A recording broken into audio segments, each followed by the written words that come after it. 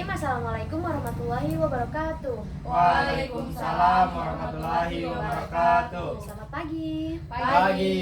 Ya, gimana kabarnya pagi hari ini? Alhamdulillah baik. Oke, sebelumnya kakak mau mengucapkan terima kasih atas ketersediaan teman-teman sudah mau hadir di pertemuan pada kali ini. Sebelumnya nih, karena kakak mau tanya, teman-teman yang di sini sudah saling mengenal atau belum? Belum. Oke, kalau begitu mari kita berkenalan. Sebelumnya kakak duluan ya yang perkenalkan. Perkenalkan, nama saya Devi Elsa Fitri selaku PK. Pada kesempatan kali ini boleh dipanggil Kak Devi. Dilanjutkan dari sebelah kanan Kak Devi. Perkenalkan, nama saya Muhammad Ramadan, biasa dipanggil Wahyu. Halo Kak Wahyu, disapa ya teman-teman. Oke, Selanjutnya. perkenalkan, nama saya Amalia Maulidina Werna, biasa dipanggil Amel. Halo Kak Amel. Baik, perkenalkan nama saya Bismillah dengan boleh dipanggil dengan Agis. Halo Agis. Perkenalkan, nama saya Safitri. Halo Safitri. Fitri. Oke, karena sudah saling kenal, kakak harap kita bisa saling sayang. Oke, selanjutnya untuk penunjang kelancaran dari proses bimbingan kelompok pada pagi hari ini, mari kita berdoa sesuai keyakinan dan agama masing-masing. Ada yang mau memimpin doa? Silakan. Oke, Kak Wahyu silakan memimpin doa. Baik teman-teman, sebelum kita melakukan sesi bimbingan pada hari ini, sebaiknya kita berdoa dulu. Menurut agama dan keyakinan kita masing-masing, berdoa dimulai.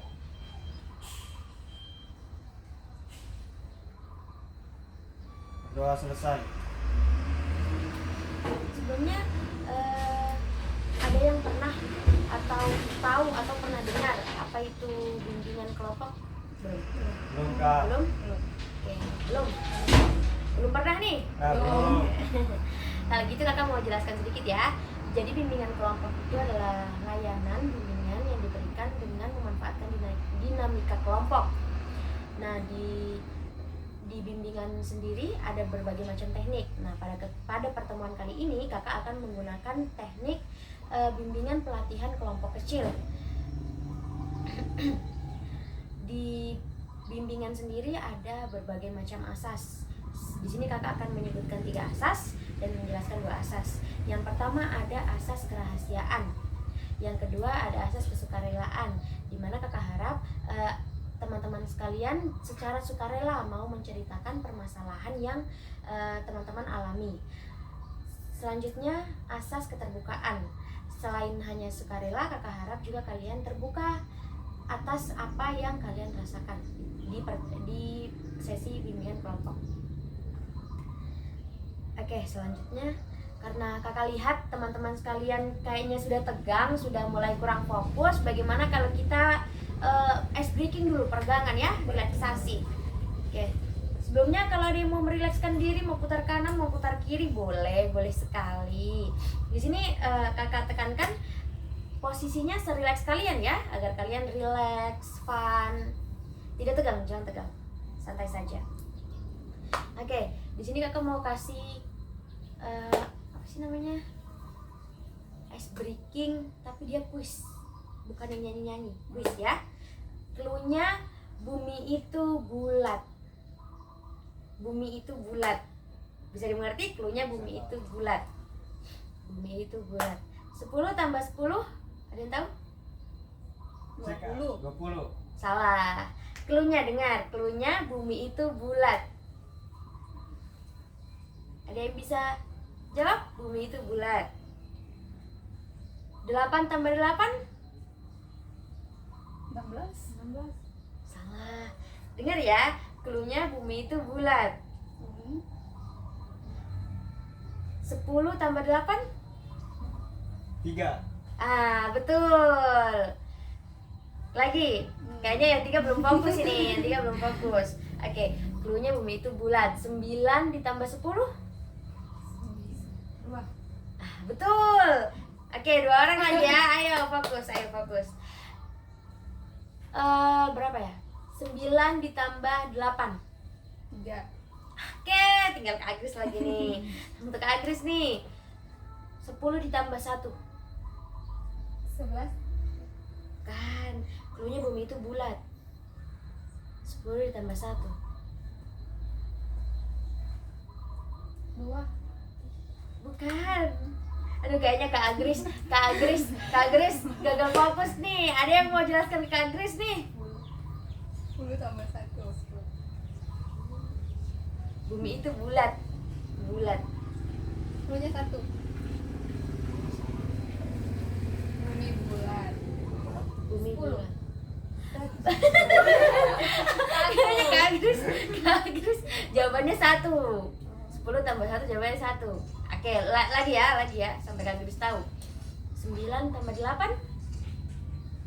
Bumi itu bulat. 2. 3. Aduh. Oke, kita lanjut saja ya. Untuk mengakhiri sesi ini sepertinya sudah mulai semangat lagi. Selanjutnya kita masuk ke sesi bimbingan kelompoknya. Untuk tema pada pertemuan kali ini kakak akan mengangkat tema manajemen diri. Ada yang pernah dengar manajemen diri itu apa? Saya Kak. Oke, silakan. Tapi kalau pengetahuan saya manajemen diri itu sama dengan kayak mengatur diri sendiri. Oke, masuk. Ada lagi? Oke, silakan. Kalau manajemen diri itu kayak udah jauh dari katanya Kak Amel tadi, mengatur. Kalau saya ini mengurus diri. Oke, mengurus.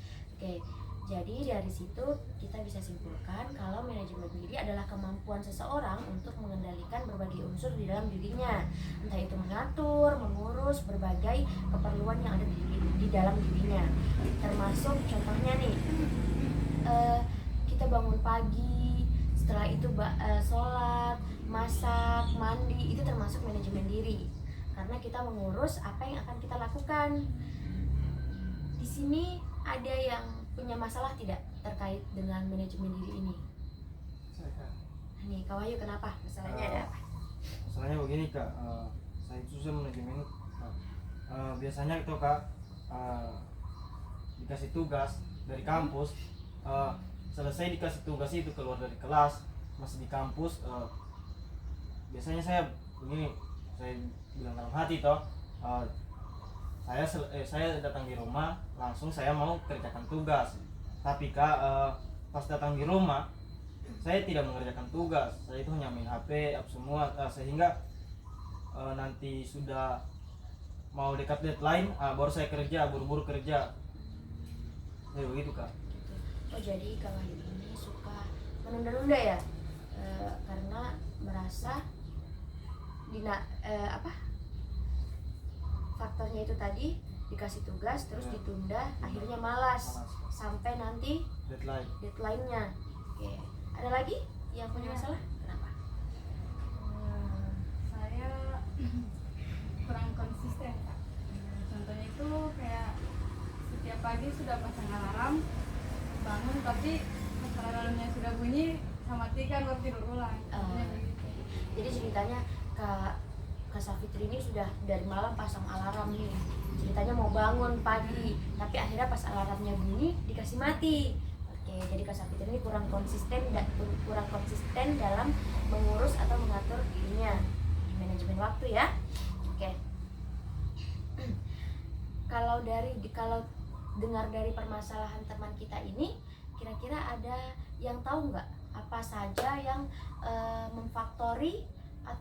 memfaktorisasi sampai terjadinya hal-hal tersebut? Saya Kak. Iya. Ya, saya izin jawab.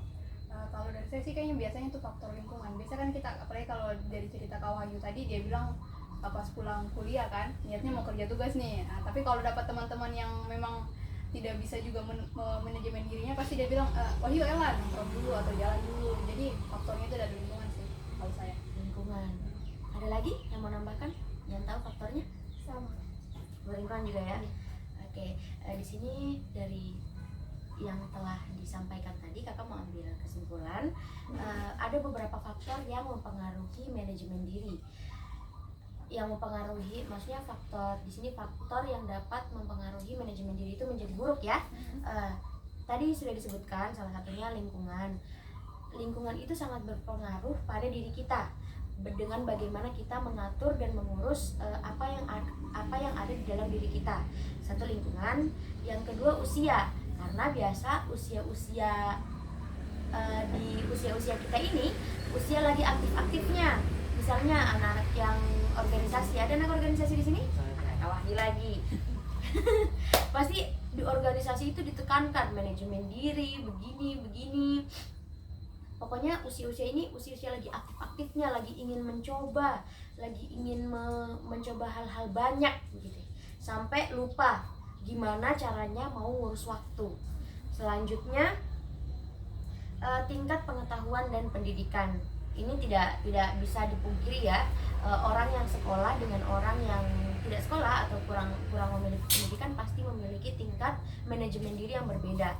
Karena seperti yang kita rasakan, kita sebagai mahasiswa pasti lebih merasakan kan, oh pas jadi mahasiswa saya harus bisa nih membagi-bagi waktu, memanajemen diri, memprioritaskan apa yang penting buat saya dan apa yang tidak penting buat saya. Oke. Kalau mendengar dari masalah dari Kak Wahyu dengan Kak Safitri tadi, kira-kira ada yang punya solusi atau taktik atau tips untuk meningkatkan manajemen diri itu? Saya Oke, Kak Amalia lagi. saya izin jawab lagi. Tadi kan saya sudah sebutkan salah satu faktornya lingkungannya. Jadi nanti mulai dari sini, kalau dari saya, Kak Wahyu, mulailah memilih teman-teman. Saya tidak bilang harus berteman dengan orang-orang yang pintar semua, tidak juga. Tapi kita kondisikan di mana saatnya kita butuh untuk tugasnya, deadline-nya kapan nih, atur waktunya. Jadi kalau memang waktu deadline-nya nanti malam, ya jangan dulu nongkrong. Jadi kalau ada teman yang ngajak, skip dulu deh. Lebih mementingkan tugasnya gitu. Kalau dari saya segitu, Kak. Oke. Ada lagi? Kalau dari saya mungkin kalau Kak Wahyu ini boleh mau list tugasnya itu, dan apa yang mau dikerjakan duluan. Seperti yang dikatakan Kak Amel tadi, kita harus kerjakan dulu tugasnya. Kalau ada teman-teman yang panggil nongkrong begitu, jangan dan maksudnya di stick, dan bukan kayak Kak Amel bilang tadi, bukan kita mau pilih teman begitu. Dan kalau dari ini yang punya masalah nih, ada solusi yang udah didapatkan dari pendapat teman tadi? Seperti yang dibilang sama teman-teman tadi, kayak dibilang saya harus mengerjakan tugas dulu. Selesai mengerjakan tugas baru saya bisa menilai. Saya juga bisa nantinya mungkin saya akan buat list dari tugas-tugas yang dikasih dengan deadline-nya, supaya juga saya kan tahu jam berapa deadline-nya, supaya tersusun rapi dan untuk waktu-waktunya. Jadi Kak Wahyu mau membuat to-do list ya, agar lebih terorganisir lagi apa yang harus dilakukan duluan. Oke, kalau Kak Safitri ada yang mau ditambahkan? Sama teman-teman yang lain. Sama seperti yang lainnya. Oke, di sini saya punya sedikit tips dan trik. Apakah Kak Wahyu mau mendengarkan dengan Kak Safitri? Mau kan? Siapa tahu bisa dijadikan referensi agar dapat mengembangkan manajemen dirinya menjadi lebih baik lagi. Yang pertama itu, jangan sering menunda pekerjaan. Karena kalau kita menunda satu pekerjaan saja, misalnya menunda nih, yang satu ditunda, yang lain itu sudah numpuk. Jadi sebisa mungkin kita kerjakan pekerjaan itu sesuai dengan timingnya. Sesuai, misalnya hari ini kita dikasih tugas matematika, hari ini selesaikan, supaya ketika guru bahasa Indonesia atau guru lainnya memberi tugas, tidak tertumpuk lagi tugas matematikanya tadi itu. Setelah itu membuat priority skills. Jadi priority skills itu kayak yang Kak Wahyu bilang tadi, membuat list to do. Kita bukan cuma tugas, semua kegiatan. Bisa juga dalam satu hari itu, misalnya malam hari Kak Wahyu atau Kak Safitri, Kak Amalia, Kak Agris buat list priority, apa yang harus dikerjakan terlebih dahulu untuk esok hari, agar kita tahu apa yang menjadi aktivitas prioritas kita. Karena kalau tidak begitu, bisa jadi kita tergoda untuk bisa nanti, bisa besok, kan? Pasti kalian pernah merasakannya. Oke, selanjutnya mengakui kesalahan sendiri. Misalnya nih sudah kacau apa-apa, tapi tidak mau juga mengakui kesalahan sendiri. Misalnya, belum tak kerja, pekerjaanku yang itu sudah tak tambah lagi. Malah menyalahkan orang lain, itu yang salah. Kita harus menerima kesalahan apa yang telah kita buat. Itu termasuk apresiasi untuk diri kita ya, karena kita mau mengakui kesalahan yang telah kita buat. Setelah itu mengevaluasi segala hal yang telah kita pekerjakan. Biasa dilakukan pada malam hari. Setelah beraktivitas, mau tidur, kita bisa mengevaluasi, hari ini aktivitas prioritas tuh sudah terlaksanakan semua. Sambil dicek tuh, ada yang belum, berarti besok prioritas itu aktivitas itu harus diprioritaskan, harus dijadikan aktivitas nomor 1 di keesokan harinya. Oke. Mungkin dari ini saja dari kakak. Ada lagi yang mau bertanya atau menambahkan? Bagaimana perasaan teman-teman sekalian setelah mengikuti proses bimbingan ini? Kalau dari saya sih dari 2 permasalahan yang disampaikan tadi, mulai dari Kak Fitri dan Kak Wahyu, saya bisa belajar banyak bahwa di sini kita bahkan harus rajin-rajin lah untuk memanajemen diri supaya tidak gampang terkecoh dengan kegiatan-kegiatan yang lain. Jadi kita tahu mana yang prioritas dengan tidak. Ada lagi yang mendapat pencerahan dari sesi bimbingan kelompok ini? Baik Kak, saya lebih tahu lagi Kak, bagaimana cara saya untuk mementingkan diri saya Kak, sehingga pekerjaan saya itu tidak menumpuk. Berarti nanti bisa Kak Wahyu aplikasikan ya ke depannya supaya tidak menunda lagi tugasnya, manajemen dirinya lebih terarah lagi. Dari kakak ini ada yang mau disampaikan? Sudah pas? Terima kasih sebelumnya. Karena tadi proses ini dibuka dengan doa, maka harus juga ditutup dengan doa. Ada yang mau memimpin doanya? Oke, Kawin lagi. Baik teman-teman, setelah kita melakukan proses bimbingan dan kita mau pulang ke rumah masing-masing, sebaiknya kita berdoa dulu menurut agama dan keyakinan kita masing-masing. Doa dimulai. Doa selesai. Terima kasih teman-teman sudah sukarela dan terbuka kepada kakak. Mungkin hanya itu saja yang bisa kakak berikan. Kurang dan lebihnya kakak mohon maaf. Billahi taufiq wal hidayah. Wassalamualaikum warahmatullahi wabarakatuh. Waalaikumsalam warahmatullahi wabarakatuh.